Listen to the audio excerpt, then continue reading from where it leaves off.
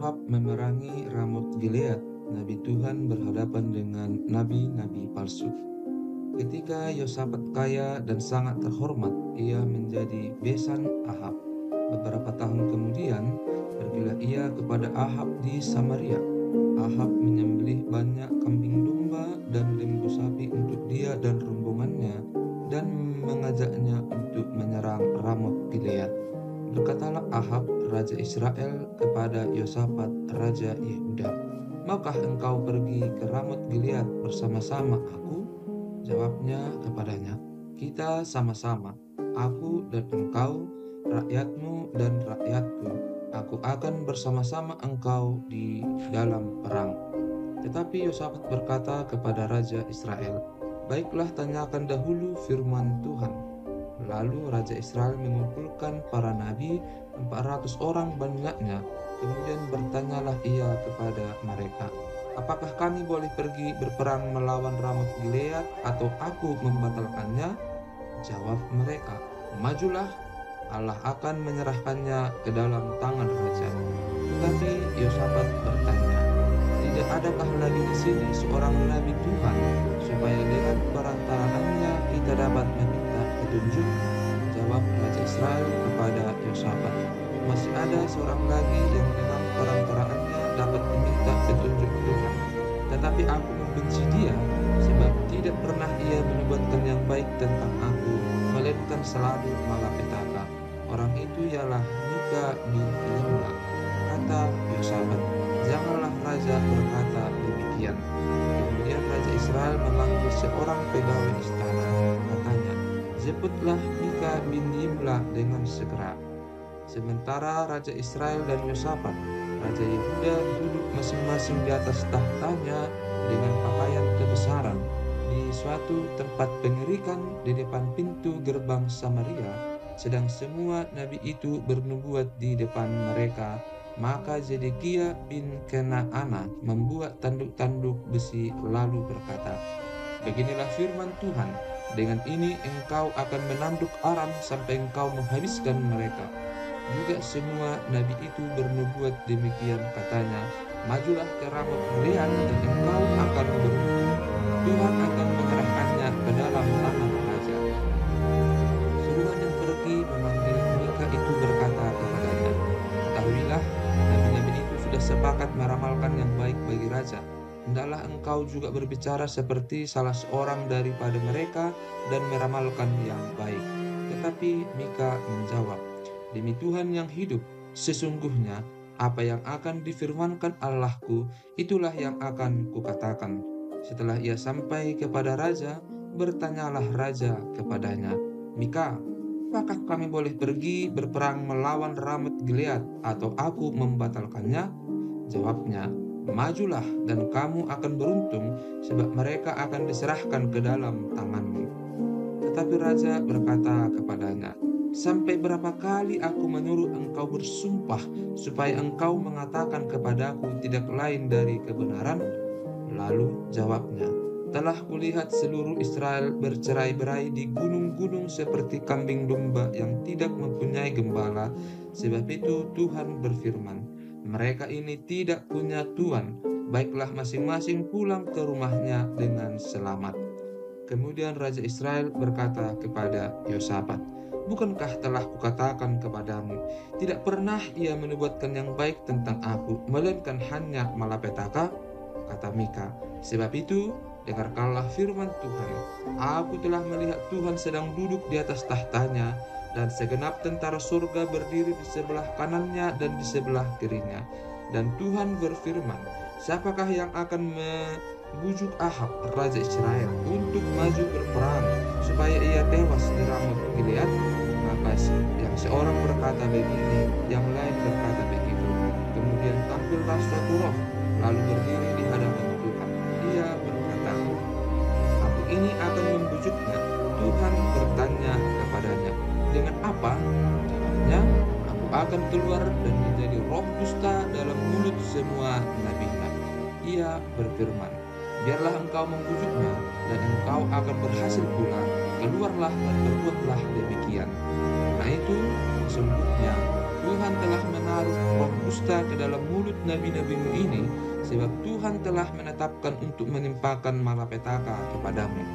Sesudah itu tampillah Zedekiah bin Kenaana, ditamparnyalah pipi Mika serta berkata, "Bagaimana mungkin roh Tuhan pindah daripadaku untuk berbicara kepadamu?" Tetapi Mika menjawab, "Sesungguhnya engkau akan melihatnya pada hari engkau lari dari satu kamar ke kamar yang lain untuk menyembunyikan diri." Katalah Raja Israel, "Tangkaplah Mika, bawa dia kembali kepada Amon penguasa kota dan kepada Yoas anak raja, dan katakan, beginilah titah raja, masukkan orang ini dalam penjara dan beri dia makan roti dan minum air serba sedikit sampai aku pulang dengan selamat." Tetapi jawab Mika, "Jika benar-benar engkau pulang dengan selamat, tentulah Tuhan tidak berfirman dengan perantaraanku." Lalu disambungnya, "Dengarlah, hai bangsa-bangsa sekalian." Sesudah itu majulah Raja Israel dengan Yosafat Raja Yehuda ke Ramot Gilead. Raja Israel berkata kepada Yosafat, "Aku akan menyamar dan masuk pertempuran, tetapi engkau pakailah pakaian kebesaranmu." Lalu menyamarlah Raja Israel, kemudian mereka masuk ke pertempuran. Adapun Raja negeri Aram telah memberi perintah kepada para panglima pasukan keretanya demikian, "Janganlah kamu berperang melawan sembarang orang, melainkan melawan Raja Israel saja." Segera sesudah para panglima pasukan kereta itu melihat Yosafat, mereka berkata, "Itu Raja Israel." Lalu mereka mengepung dia untuk menyerang dia, tetapi Yosafat berteriak dan Tuhan menolongnya. Allah membujuk mereka pergi daripadanya. Segera sesudah para panglima pasukan kereta itu melihat bahwa dia bukanlah Raja Israel, maka undurlah mereka daripadanya. Tetapi seseorang menarik panahnya dan menembak dengan sembarangan saja dan mengenai Raja Israel di antara sambungan baju jirahnya. Kemudian ia berkata kepada pengemudi keretanya, "Putar, bawa aku keluar dari pertempuran, sebab aku sudah luka." Tetapi pertempuran itu bertambah seru pada hari itu, dan Raja Israel tidak berdiri di dalam kereta berhadapan dengan orang Aram itu sampai petang. Ia mati ketika matahari terbenam. Melihat Yehu menegur Raja Yosafat. Yosafat Raja Yehuda pulang dengan selamat ke istananya di Yerusalem. Ketika itu Yehu bin Hanani melihat itu, pergi menemuinya dan berkata kepada Raja Yosafat, "Sewajarnyakah engkau menolong orang fasik dan bersahabat dengan mereka yang membenci Tuhan? Karena hal itu Tuhan murka terhadap engkau. Namun masih terdapat hal-hal yang baik padamu, karena engkau menghapuskan tiang-tiang berhala dari negeri ini dan mencari Allah dengan tekun." Yosafat mengangkat hakim-hakim. Yosafat diam di Yerusalem. Ia mengadakan kunjungan pula ke daerah-daerah, dari Berseba sampai ke pegunungan Efraim, sampai menyuruh rakyat berbalik kepada Tuhan Allah nenek moyang mereka. Ia mengangkat juga hakim-hakim di seluruh negeri, yakni di semua kota yang berkubu di Yehuda, di tiap-tiap kota. Berpasallah ia kepada hakim-hakim itu, "Pertimbangkanlah apa yang kamu buat, karena bukanlah untuk manusia kamu memutuskan hukum, melainkan untuk Tuhan yang ada beserta kamu bila kamu memutuskan hukum. Sebab itu, kiranya kamu diliputi oleh rasa takut kepada Tuhan. Bertindaklah dengan seksama, karena berlaku curang, memihak ataupun menerima suap tidak ada pada Tuhan Allah kita." Juga di Yerusalem Yosafat mengangkat beberapa orang dari antara orang Lewi, dari antara para imam dan dari antara para kepala puak Israel untuk memberi keputusan dalam hal hukum Tuhan dan dalam hal perselisihan. Mereka berkedudukan di Yerusalem. Ia memerintahkan mereka, "Kamu harus bertindak dengan takut akan Tuhan, dengan setia dan dengan tulus hati. Demikian, dalam setiap perkara yang disampaikan kepada kamu oleh rekan-rekanmu yang tinggal di kota-kota, yakni perkara-perkara mengenai penumpahan darah atau mengenai hukum, perintah, ketetapan-ketetapan dan peraturan-peraturan, hendaklah kamu memperingatkan mereka, supaya mereka jangan bersalah terhadap Tuhan, sehingga murkanya menimpa kamu dan rekan-rekanmu. Hendaklah kamu berbuat demikian, dan kamu tidak akan bersalah.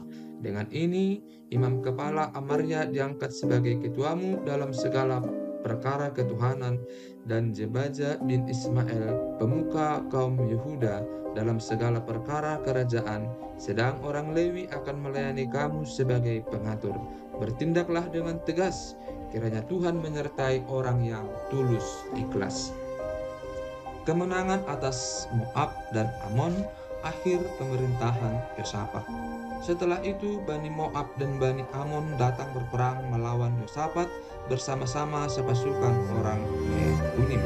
Datanglah orang bukan Yosafat. Suatu laskar yang besar datang dari seberang Laut Asin, dari Edom, menyerang tuanku. Sekarang mereka di Hazezon Tamar, yakni En Gedi. Yosafat menjadi takut, lalu mengambil keputusan untuk mencari Tuhan.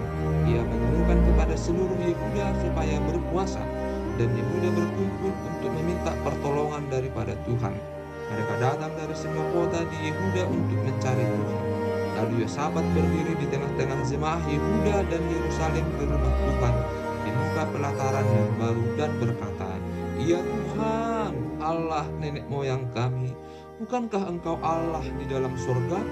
Bukankah Engkau memerintah atas segenap kerajaan bangsa? Kuasa dan keperkasaan ada di dalam tangan-Mu, sehingga tidak ada orang yang dapat bertahan melawan Engkau. Bukankah Engkau Allah kami yang menghalau penduduk tanah ini dari depan umat-Mu Israel dan memberikannya kepada keturunan Abraham, sahabat-Mu itu, untuk selama-lamanya?" Lalu mereka mendiami tanah itu dan memberikan bagimu tempat kudus untuk namamu. Kata mereka, "Bila sesuatu malapetaka menimpa kami, yakni pedang, penghukuman, penyakit sampar atau kelaparan, kami akan berdiri di muka rumah ini di hadapanmu, karena namamu tinggal di dalam rumah ini. Dan kami akan berseru kepadamu di dalam kesesakan kami, sampai Engkau mendengar dan menyelamatkan kami. Sekarang, lihatlah Bani Amon dan Moab, dan orang-orang dari pegunungan Seir ini. Ketika orang Israel datang dari tanah Mesir, Engkau melarang mereka memasuki negerinya. Oleh sebab itu, mereka menjauhinya dan tidak memusnahkannya. Lihatlah, sebagai pembalasan, mereka datang mengusir kami dari tanah milik yang telah Engkau wariskan kepada kami. Ya Allah kami, tidakkah Engkau akan menghukum mereka? Karena kami tidak mempunyai kekuatan untuk menghadapi laskar yang besar ini yang datang menyerang kami. Kami tidak tahu apa yang harus kami lakukan, tetapi mata kami tertuju kepadamu." Sementara itu seluruh Yehuda berdiri di hadapan Tuhan, juga segenap keluarga mereka dengan istri dan anak-anak mereka.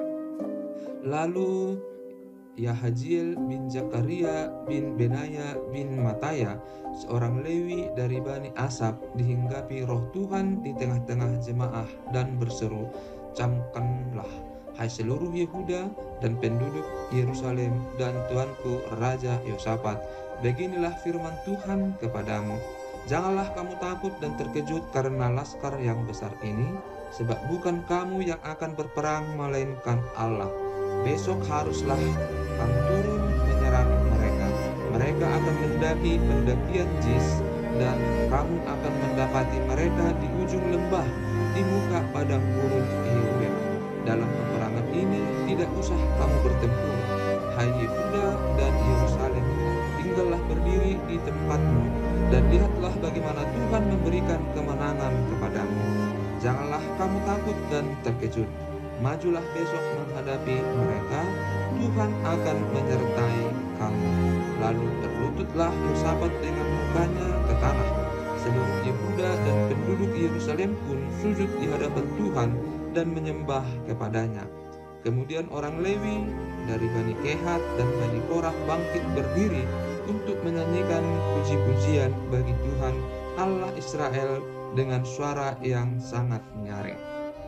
Keesokan harinya pagi-pagi mereka maju menuju padang gurun Tekoa. Ketika mereka hendak berangkat, berdirilah Yosafat dan berkata, "Dengar, hai Yehuda dan penduduk Yerusalem, percayalah kepada Tuhan Allahmu, dan kamu akan tetap teguh. Percayalah kepada nabi-nabinya dan kamu akan berhasil." Setelah ia berunding dengan rakyat, ia mengangkat orang-orang yang akan menyanyi nyanyian untuk Tuhan dan memuji Tuhan dalam pakaian kudus yang semarak pada waktu mereka keluar di muka orang-orang bersenjata sambil berkata, "Nyanyikanlah nyanyian syukur bagi Tuhan, bahwasanya untuk selama-lamanya kasih setianya." Ketika mereka mulai bersorak-sorai dan menyanyikan nyanyian pujian, dibuat Tuhanlah penghadangan terhadap Bani Amon dan Moab dan orang-orang dari pegunungan Seir yang hendak menyerang Yehuda sehingga mereka terpukul kalah.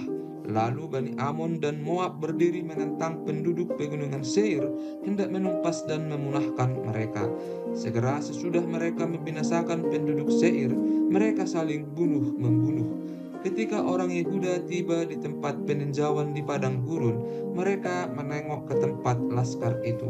Tampaklah semua telah menjadi bangkai berhantaran di tanah, tidak ada yang terluput. Lalu Yosafat dan orang-orangnya turun untuk menjarah barang-barang mereka. Mereka menemukan banyak ternak, harta milik, pakaian, dan barang-barang berharga. Yang mereka rampas itu lebih banyak daripada yang dapat dibawa. 3 hari lamanya mereka menjarah barang-barang itu karena begitu banyaknya. Pada hari keempat mereka berkumpul di lembah pujian. Di sanalah mereka memuji Tuhan, dan itulah sebabnya orang menamakan tempat itu lembah pujian hingga sekarang. Lalu pulanglah sekalian orang Yehuda dan Yerusalem dengan Yosafat di depan. Mereka kembali ke Yerusalem dengan sukacita karena Tuhan telah membuat mereka bersukacita karena kekalahan musuh mereka. Mereka masuk ke Yerusalem dengan gambus dan kecapi dan nafiri, lalu menuju rumah Tuhan. Ketakutan yang dari Allah menghinggapi semua kerajaan negeri-negeri lain ketika mereka mendengar bahwa Tuhan yang berperang melawan musuh-musuh Israel. Dan kerajaan Yosafat amanlah, karena Allahnya mengaruniakan keamanan kepadanya di segala penjuru. Yosafat memerintah atas Yehuda. Ia berumur 35 tahun pada waktu ia menjadi raja, dan 25 tahun lamanya ia memerintah di Yerusalem. Nama ibunya ialah Azuba, anak Silhi. Ia hidup mengikuti jejak Asa, ayahnya. Ia tidak menyimpang daripadanya dan melakukan apa yang benar di mata Tuhan. Hanya bukit-bukit pengorbanan tidak dijauhkan. Bangsa itu belum mengarahkan hatinya kepada Allah nenek moyang mereka. Selebihnya dari riwayat Yosafat, dari awal sampai akhir, sesungguhnya semuanya itu tertulis di dalam riwayat Yehu bin Hanani yang tercantum di dalam kitab Raja-Raja Israel. Kemudian Yosafat Raja Yehuda bersekutu dengan Ahazia Raja Israel yang fasik perbuatannya. Ia bersekutu dengan Ahazia untuk membuat kapal-kapal yang dapat berlayar ke Tarsis. Kapal-kapal itu dibuat mereka di Ezion Geber. Tetapi Eliezer bin Dodawa dari Maresa bernubuat terhadap Yosafat, katanya, "Karena engkau bersekutu dengan Ahazia, maka Tuhan akan merobohkan pekerjaanmu." Lalu kapal-kapal itu pecah dan tak dapat berlayar ke Tarsis.